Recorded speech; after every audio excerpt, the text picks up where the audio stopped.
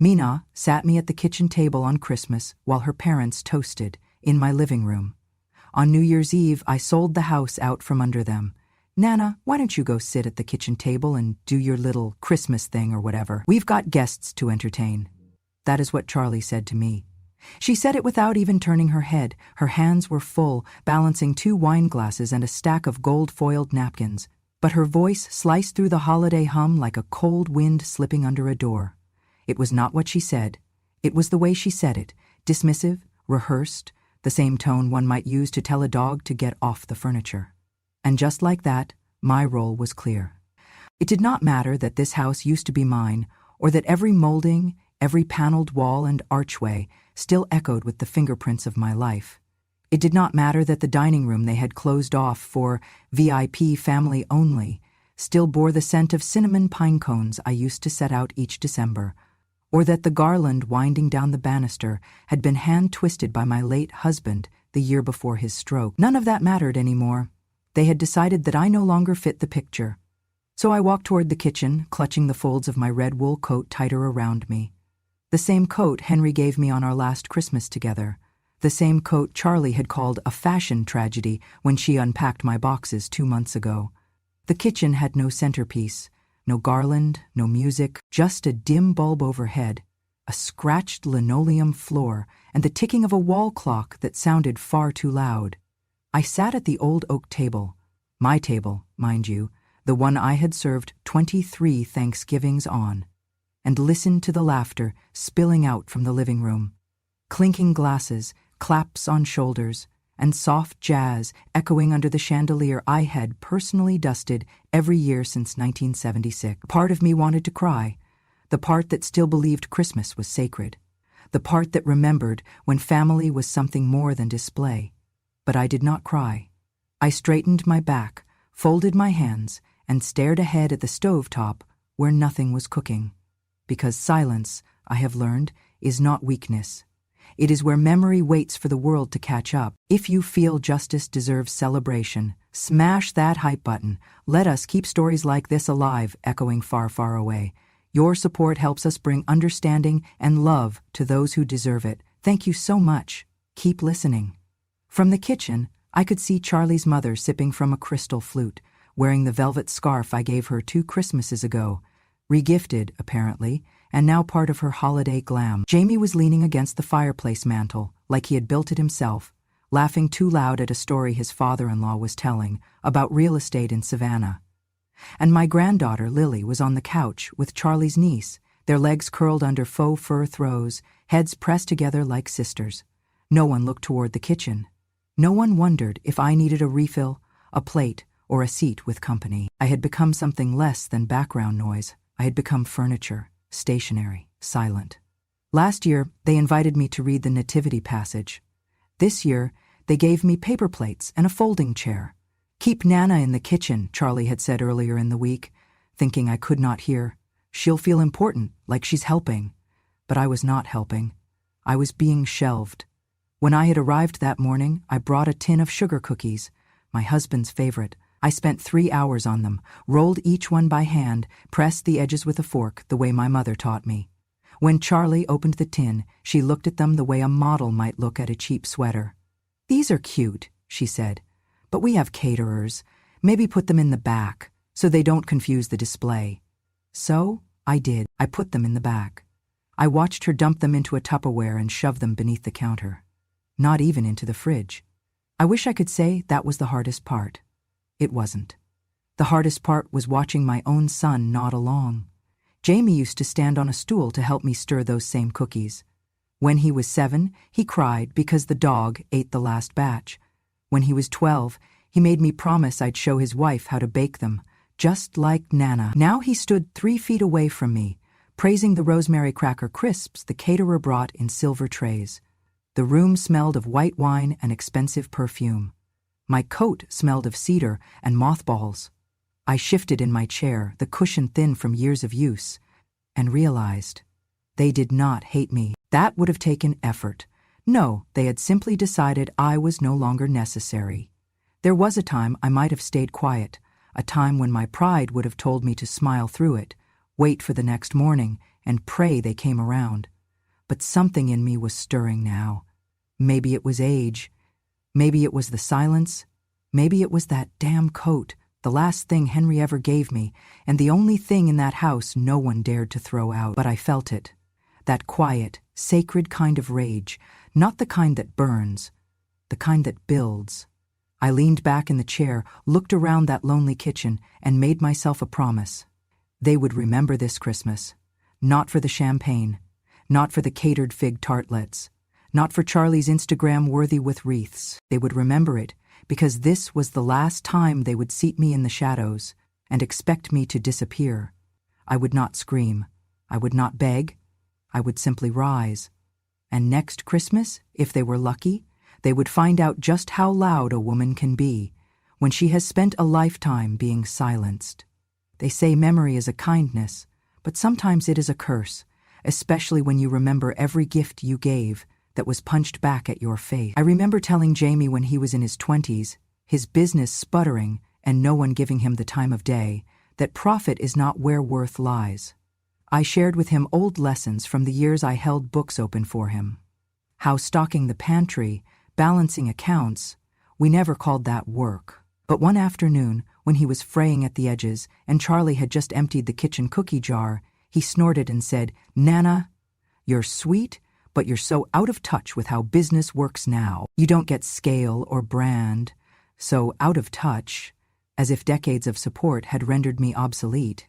Nana, you're sweet, but you're so out of touch with how business works now. You don't get scale or brand, so out of touch, as if decades of support had rendered me obsolete.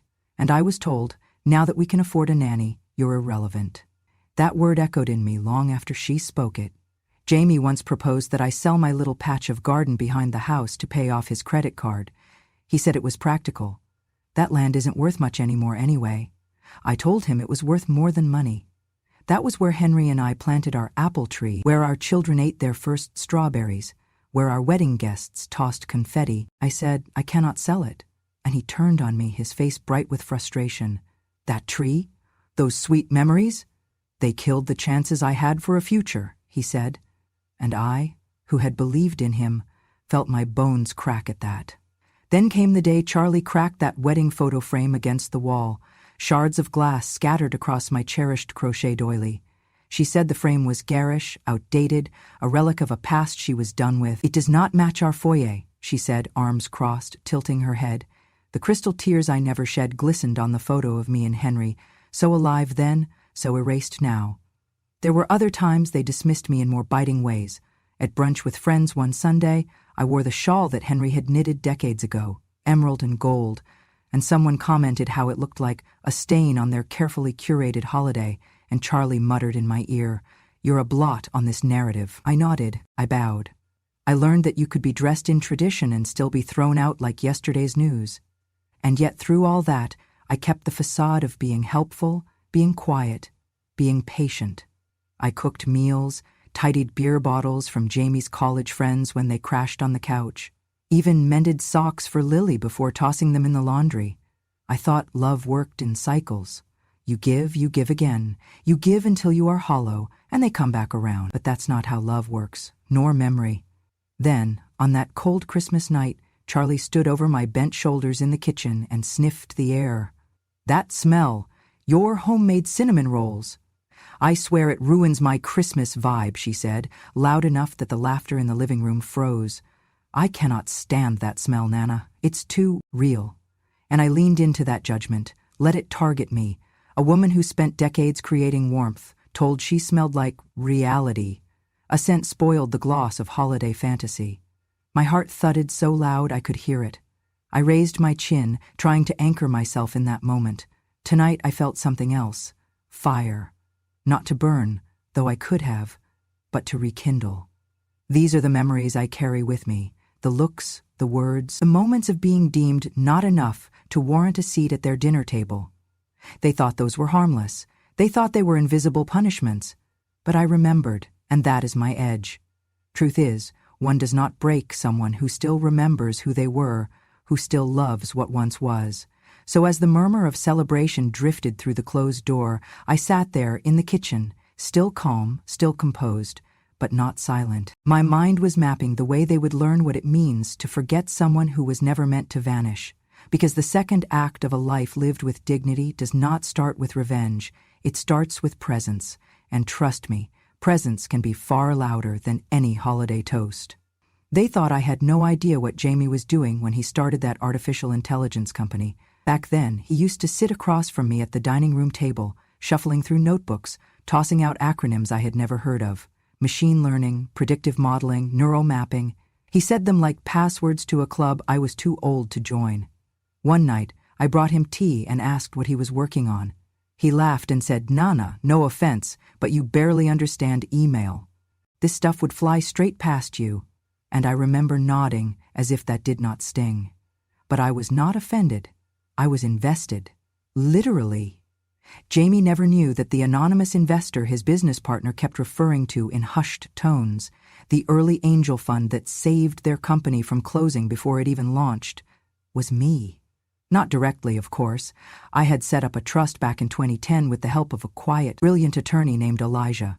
It was originally meant to protect the house, but over time, I added a separate arm of it, a small investment pool for community technology advancement.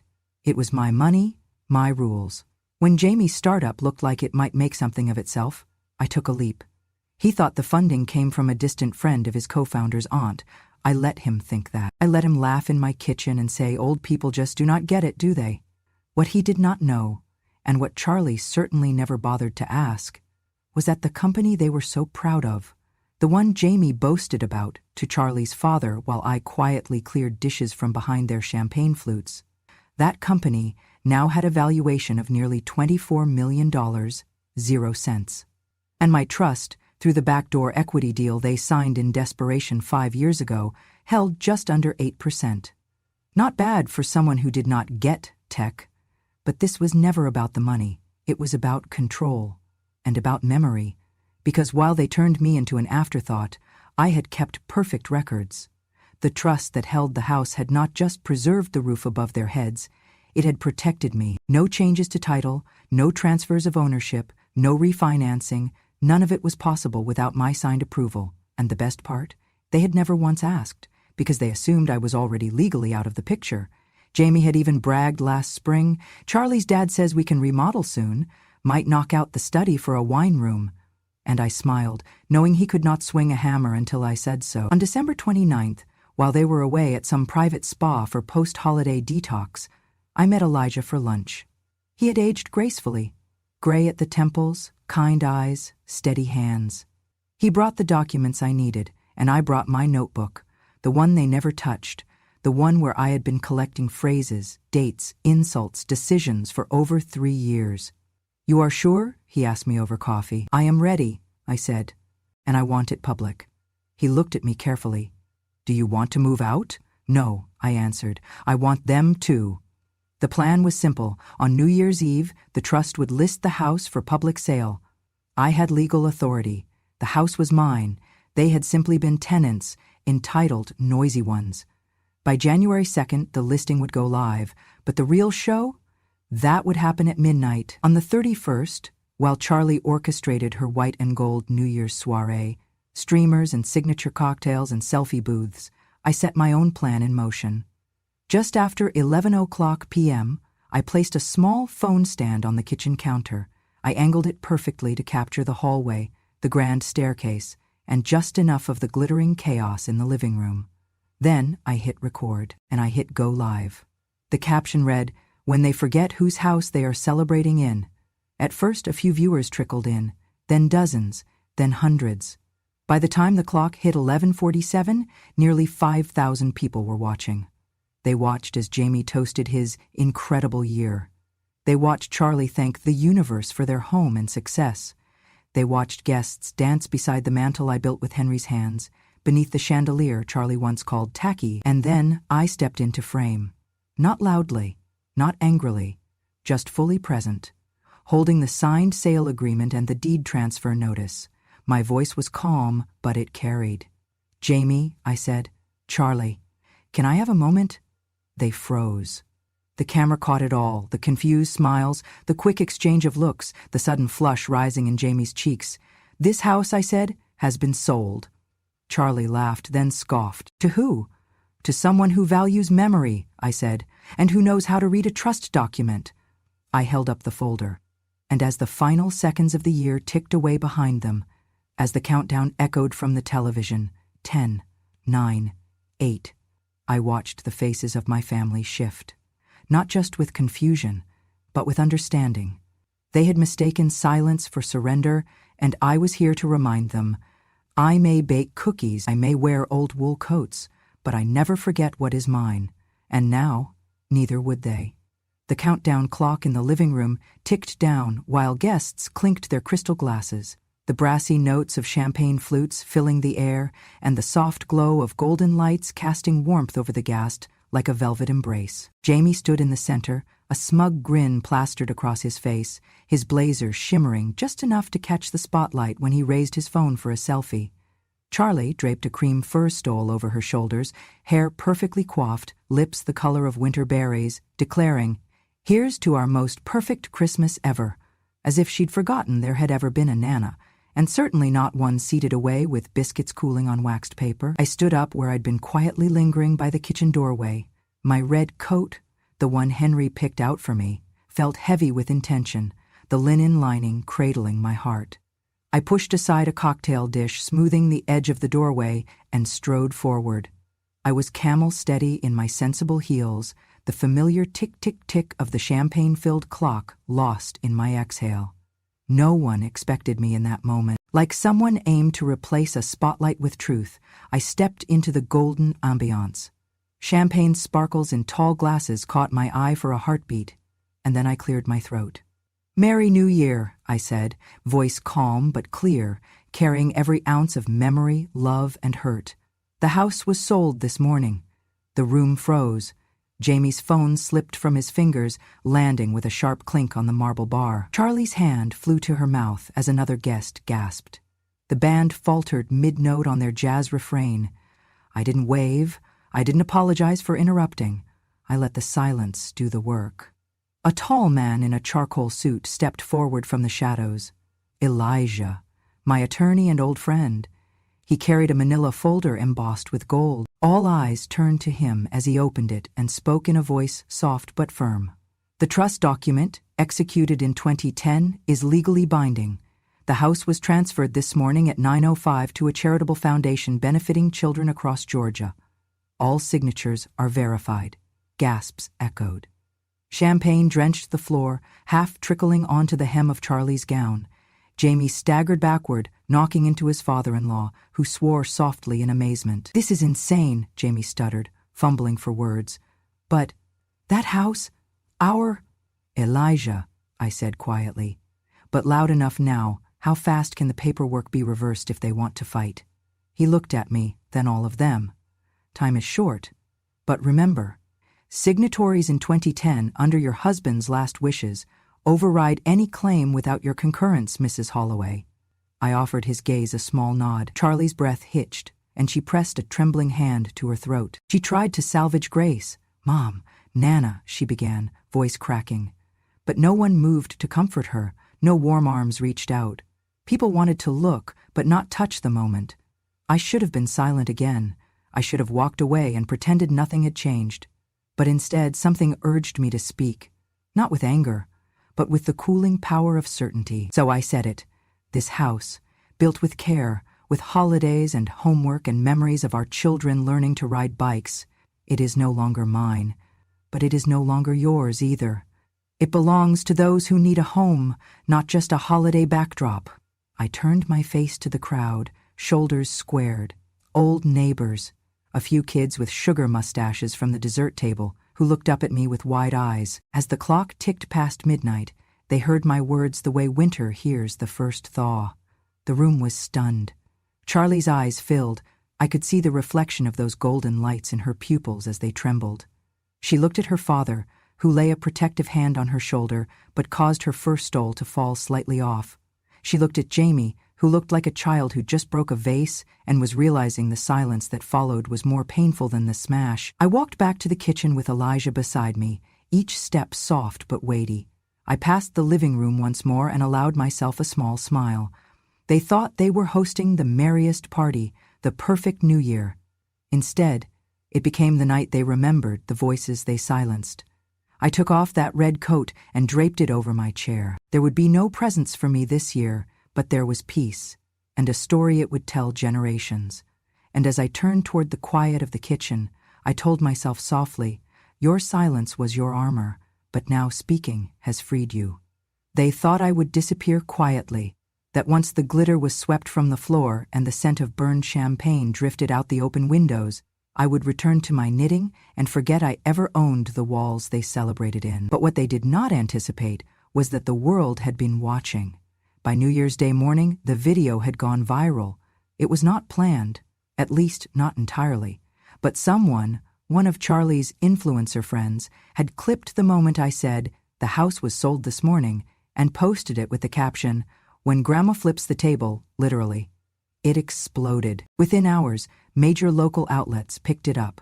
One headline read, "Georgia grandmother turns tables on ungrateful family, donates home to orphans." Another, "She was treated like holiday clutter, now she owns the headlines." And then came the comments sections. People from every corner of the country flooded the story with words like, "You're my hero, I wish my grandma had fought back, and this is the kind of justice that makes the world feel right again." But not everyone was celebrating. Charlie lost 2 major real estate listings within 48 hours. One client, a politician's wife, sent a public statement. "If someone can treat her own family that way, I won't trust her with mine." Jamie's startup, meanwhile, was flagged for an internal audit. Someone online had pointed out that the mysterious original investor in the company had been left out of public documents, and regulators took notice. The silence from them was louder than their laughter ever was. On January 3rd, I was invited to speak on the Peach Talk Show, a local morning program that usually covered recipes, high school football, and community bake sales. But that week, they wanted me. The set was bright, too bright for my eyes, but I wore my red coat proudly, the same one Charlie once called visual noise. I looked straight into the camera and said the truth. I didn't sell the house out of bitterness. I sold it because I remembered who I was. The host asked gently, "Was it hard to do?" "No," I said. "What was hard was pretending I hadn't been erased in my own home. Selling it? That was simple." Then she asked, "Do you hope they'll apologize?" I shook my head slowly.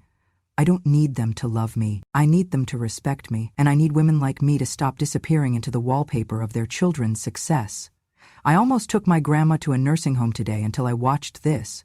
Tomorrow, I'm taking her to dinner instead." That segment aired at 9:00 a.m. By noon, over 12,000 people had commented. Some posted pictures of their own grandmothers. Others sent messages like, "You gave me the courage to say no, and because of you, I reclaimed my space at the table." But one stood out. It came from a woman in South Carolina. Her words were simple. "Thank you. You saved me from silence." I sat with that message for a long time. Longer than the interviews, longer than the applause. Because in all the noise, I knew what mattered was not the scandal, but the shift. And perhaps that was the real victory. Not just that I reclaimed a house, but that I reclaimed the right to be heard. They thought I would keep the house for myself, that I would sit in the sunroom counting days until someone remembered to visit. But I knew from the moment I signed the transfer that it would not be my home alone anymore. I renamed it Second Hearth. Not a shelter, not a retirement facility, but a home for women like me, women whose children stopped calling, women who once raised entire families but now ate dinner alone, in silence, with lights dimmed so the neighbors wouldn't see their loneliness. The renovations were subtle. I did not erase the past. I kept the wooden dining table Henry built, even though Jamie had tried to replace it with something more modern. I left the floral wallpaper Charlie said was embarrassingly country. I kept the creaky third stair and the copper tea kettle with a dent near the handle. Because history, unlike people, never abandons you when you age. By February, Second Hearth had welcomed its first residents. Clara, who had taught for 42 years before her daughter moved her into a back room temporarily, and Miss Eunice, who used to be a librarian, but now could not remember the last birthday card she received. They arrived with bags and disbelief, still carrying the weight of having been discarded. I greeted them not with pity but with warmth. "Your room is upstairs," I said, "and the window faces the garden. Henry always said morning light makes memories softer." Each woman who walked through that door brought with her a story, and I listened to every one, not just with my ears, but with the quiet part of my heart that had once felt invisible. And on the last Sunday of each month, we held our Christmas memory suppers. The table was dressed in red cloth, golden napkin rings, and plates that did not match but felt like home. Everyone brought a dish or a recipe, even if they had to whisper the ingredients from memory. The point wasn't perfection, it was presence. We lit candles for those who could no longer speak. We passed bread with hands that had once comforted crying children, hands that had sewn buttons and stirred gravy and buried husbands. And we told our stories. Some were short, like Clara's tale of the year her father gave her a scarf too long because he didn't know how to measure wool but tried anyway. Some were heavier. Eunice spoke of the Christmas she spent in silence because her son forgot she'd moved states. When it was my turn, I told them about the year Charlie told me I was a background prop in her holiday vision, and how I'd spent the rest of that night cleaning crumbs while they took pictures for Instagram. I told them that memory not to reopen the wound, but to stitch it closed alongside theirs. After that first supper, we made it a ritual, and I had a sign carved in warm oak hung just above the entryway.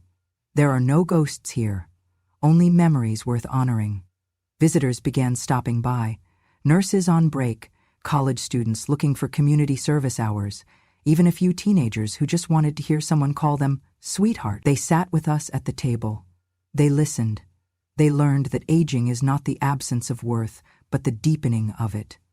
And for those of us who had once been pushed aside like seasonal decorations, this home became a second hearth, a place where we did not need to beg to be seen. We were the flame. In late March, a letter arrived. Handwritten, no return address, but I recognized the crooked loop in the J before I even opened it. It was from Jamie. It read, "I don't expect anything. I know I was wrong, but if there's any part of you that still loves me, Nana, I'd be grateful for just a piece of your Christmas bread, even a corner." There was no apology, not really, just hunger, and not for food. I sat with the letter for a full day. Then I baked, not a full loaf, not a fresh batch, just one single piece. From the freezer, the last from December's supper. I wrapped it in parchment, tied it with twine, and I added a note. "I do not ask you to forgive me," it said, "but I do hope you remember this feeling. May you never treat someone as disposable again, and may you never collapse when it's your turn to be left behind." I didn't sign it with love, but I signed it with my name. That was enough. The house was quiet that afternoon. Miss Eunice was napping, Clara was on the porch with a crossword, and a new resident, May, who was teaching herself how to crochet by watching videos on a borrowed phone. That's when the knock came. A group of students from the university had heard about Second Hearth. One of them, a soft-eyed girl named Eleni, asked if they could record our next supper. "We want to tell stories," she said, "but we want to listen first." I agreed. Not for the fame, not for the flurry of attention, but because I knew what it meant to be seen. And now I wanted others to see. That live stream went out to over 30,000 people. They watched as we passed plates, as we shared stories of grandmothers who died without visitors, of Christmases spent in shelters, of silent nights made not holy, but hollow. They watched women laugh through tears, tell jokes that creaked like old porch steps, and recite recipes as if they were spells passed down from kitchen witches long gone. They saw us, not as forgotten relics of a different time, but as archives of everything they'd one day want to remember. That night, before bed, I walked the halls of Second Hearth and touched each doorframe. Not to check, not to correct, just to bless. And I whispered to myself, "This is enough." I left the porch light on, not because anyone was coming, but because someone always might. And when they do, they will find us. Not with bitterness, but with stories. Because age is not a shame, it is an inheritance, and we are the keepers of its light. That December, snow came early. It dusted the windowsills of Second Hearth like powdered sugar, settling into every crease of brick and memory. I pulled out my red coat, yes, the same one they once said was too old, too loud, too out of place, and buttoned it up with steady hands. The lining was softer now, worn in all the right ways, like me. The house smelled of cinnamon and sage. Clara was shaping rolls in the kitchen, May was folding napkins into little hearts, and Eunice was teaching the newest guest, Ms. Lottie, how to wrap presents using recycled newspaper and ribbon from old birthday parties. Laughter laced through the halls, not loud but constant, like the kindling of a warm fire. Someone put Nat King Cole on the old record player, and I smiled. This was our Christmas. There was no tree so tall it touched the ceiling, no overpriced garlands, no photographers waiting to stage a perfect family moment. But the love here was real, and it needed no filter. At 6 o'clock, guests began to arrive. Some were neighbors, some were volunteers, some were grandchildren of residents long gone, but all of them called me the same thing now, Mama Marlene. It surprised me at first, the way that name clung to my heart like a child's hand, but over time I grew into it, not just as a title, but as a choice. Because a mama does not have to be the one who raised you. Sometimes she is the one who remained when everyone else forgot. We gathered in the dining room, 18 people that night, and we held hands before we ate. It was not a prayer, but a pause, a recognition of the long road behind us and the mercy of having made it this far. I looked at them, these women who had once been pushed into corners, these guests who now laughed without apology, and I felt something I had not felt in decades, home. And when someone asked, Mama Marlene, what does Christmas mean to you now? He answered without thinking. Christmas is not something you are given, I said softly. It is something you hold, with memory, with courage. I looked down at my hands folded neatly in my lap. They had baked, buried, stitched, wiped tears, carried groceries and turned keys in locks that no longer belonged to me. But tonight they rested, because they had built something no one could take away. Later, when the fire crackled low and the room quieted, someone asked if I ever thought of the family I had left behind. I said, sometimes, but not out of longing, out of learning. The past has its place, so do we, and as the clock crept toward midnight, I sat there in my red coat, surrounded by the hum of stories and soft smiles.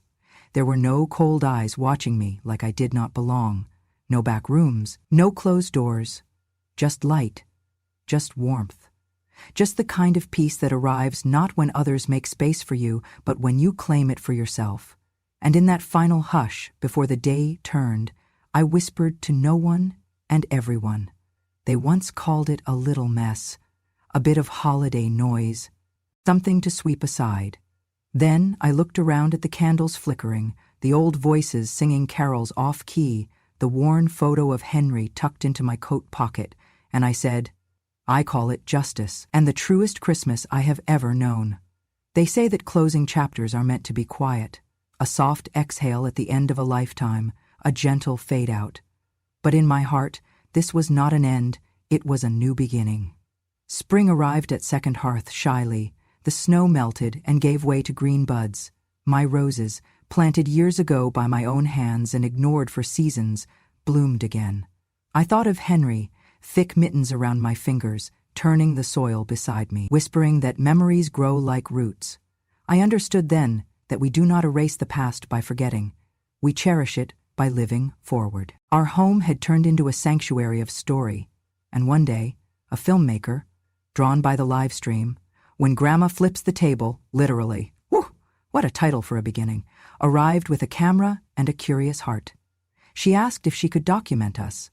I was hesitant. These were women of soft voices, not performers. But we agreed.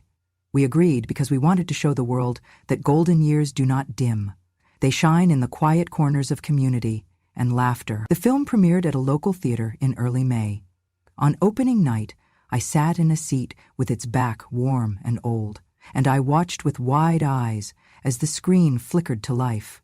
The camera captured Clara's crooked smile as she described the scarf her father had knitted with too many stitches. Miss Eunice struggled to recall the words of her own story, and then burst into a triumphant laugh when she finally did.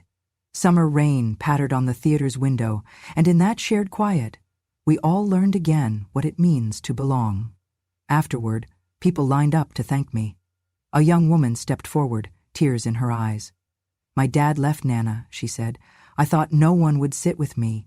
You showed me that someone still will." I hugged her and felt that familiar pulse of remembering and of reclaiming. On my 81st birthday, the women of Second Hearth surprised me with a party. They dressed the dining room with handmade linen and fresh flowers from Clara's garden. There were cards folded with crisp edges and delicate script, lines like, "You are the keeper of every story we thought was lost." I didn't cry. Instead, I stood in the doorway and watched them swirl around me, candles flickering in their laughter. I felt in that moment what it means to be seen. Later that evening, as the moon rose a soft pearl through the window, a letter arrived. It was from Charlie.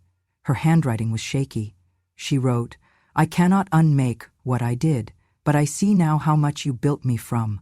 I want to help. I'm sorry. May I bring Lily for Christmas? I understand now. It's not about presents. It's about honor." I folded the letter and held it close. I replied, "You may come, but not for gifts. Come to remember." I sent it back with a small packet of cinnamon roll dough, half of our tradition, half of a peace offering, and a single handwritten note. "I don't expect regrets. Just return as truth." They came that Christmas. Charlie, Lily, and Jamie. They sat at the big oak table, yes, the same one. They helped unwrap paper strips, laughter weaving around old ornaments, some of which I had rescued from the trash cans after too many modern upgrades. We passed rolls, the smell of cinnamon like a time machine, and for the first time in years, I felt winter isn't cold anymore. In the spring following that Christmas, Second Hearth grew again. A counselor volunteered to host memory workshops. A poet offered to teach writing every Thursday. Every now and then, Lily came back and read to Miss Eunice. When Lily's schoolmates visited for Community Learning Day, they found only warmth. Children on one side of the table, elders on the other, and stories speaking across generations. 2 summers ago, the roses fell heavy with scent. I sat on the porch with a cold glass of lemonade and watched Clara bring a small bouquet to place on Henry's bench. She said softly, "He would be proud of what this place became." And I thought, yes, he would. There are days when I wake before dawn. The house is quiet but for a kettle humming. I pad down the stairs, light a single candle in the parlor, and write in my journal. Not with regret, but with gratitude. I write for the women here, for every grandmother who thought she had nothing left to give. Because stories matter. They said I was a prop. Then I became a lawyer. They said I was forgotten, and I became a haven. They thought the softest voices hold nothing. I prove them wrong every day. So if you ever feel small, if the tables turn cold, come find me at Second Hearth. We keep the lights on. We keep the stories alive. Because the truest legacy isn't in the walls we build or the stones we claim. It's in the voices that echo long after we sit down. That is how we stay. That is how we rise.